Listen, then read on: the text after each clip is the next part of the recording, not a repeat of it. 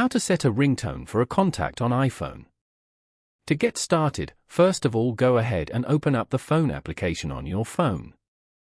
This is your iPhone keypad. On this page, go to the bottom panel and tap on Contacts in the middle.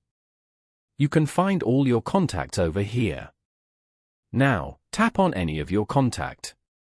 Here, you can view this person's contact information such as their name, photo, number, and more. Go to the top right corner and tap on Edit. Scroll down and tap on Ringtone.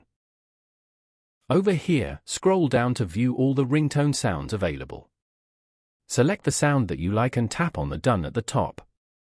You have now successfully set a ringtone for this contact. Following these steps, you can easily set a ringtone for a contact on iPhone. Thank you for watching. Please leave a like if this tutorial helped you, or leave a comment below if you have any questions related to the video.